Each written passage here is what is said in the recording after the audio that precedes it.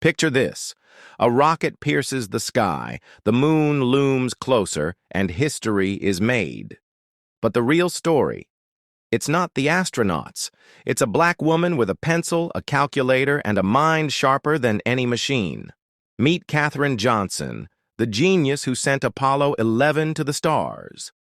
So, why haven't you heard her name before? July 16th, 1969. The world's eyes are glued to Cape Kennedy as Apollo 11 roars to life, a fiery beast clawing its way toward the heavens. In mission control, tension crackles like static. Every second counts. Every angle matters. And behind it all, Katherine Johnson, a name you might not know, but one NASA couldn't win without. She wasn't an astronaut or a suit-wearing engineer barking orders. She was a mathematician, a human computer, hunched over a desk in a segregated corner of Langley, Virginia. Her weapon? Numbers. Her mission? Plotting the trajectories that would carry Neil Armstrong, Buzz Aldrin, and Michael Collins to the moon and back. Her calculations weren't just good, they were gospel. John Glenn, the first American to orbit Earth, once refused to launch until the girl checked the math. That girl was Katherine. And her story? It's about to unfold like a map to the stars. Rewind to 1918. White Sulphur Springs, West Virginia. A sleepy town where segregation wasn't just law, it was life. Katherine Coleman enters the world here, a girl with a spark no one could snuff out. By age 6, she's counting stars instead of sheep. By 10, she's tearing through algebra like it's a game. High school? Done at 14. College? 2 degrees by 18. Mathematics and French? Summa cum laude. She's a prodigy in a place that doesn't want her to shine. The South of the 20s and 30s isn't kind to black girls with big dreams. Schools are crumbling. Opportunities are locked behind whites-only signs. But Katherine doesn't bend. She teaches math in dusty classrooms, waiting for her shot. Then in 1953, a whisper changes everything. NACA, NASA's early incarnation, needs number crunchers for its aeronautics lab. They're hiring black women, a rare crack in the wall of exclusion. Katherine steps through, landing in the West Area Computing Unit, a colored island in a sea of white ambition. She's got a desk, a calculator, and a fight ahead she doesn't yet know. Step into Langley in the 50s.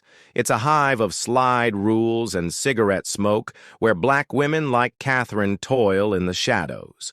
They're called computers, but they're flesh and blood.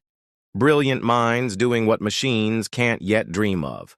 They work apart, eat apart, even pee apart, thanks to signs screaming colored only. Pays lower, credits non-existent, yet these women are the spine of America's space race.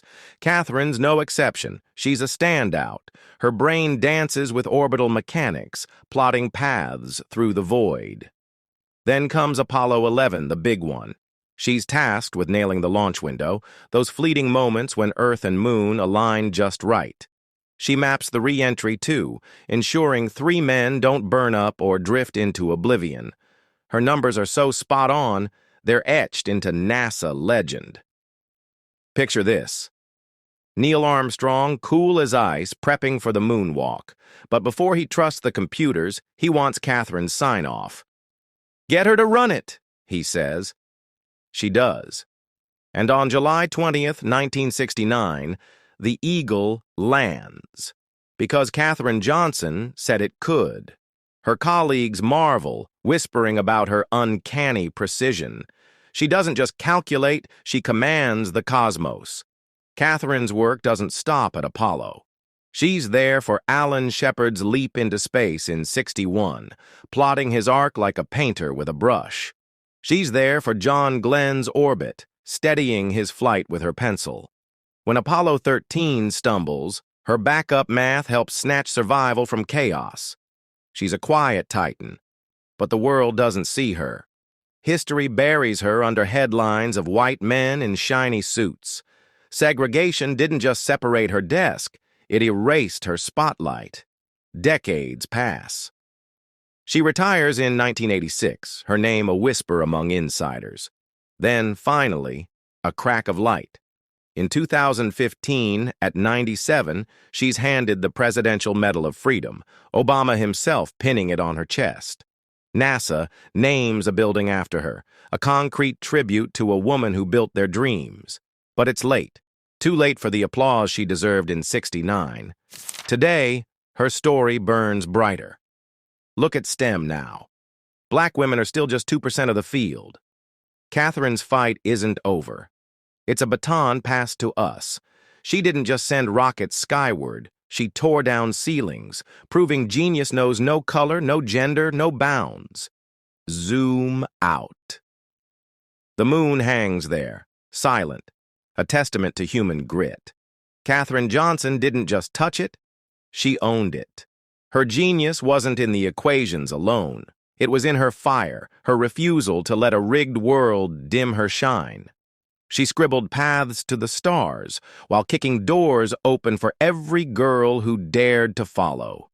This isn't just history, it's a challenge. Tell her story, shout it, lift up the Katherines of tomorrow, the ones coding, calculating, dreaming in classrooms and labs today.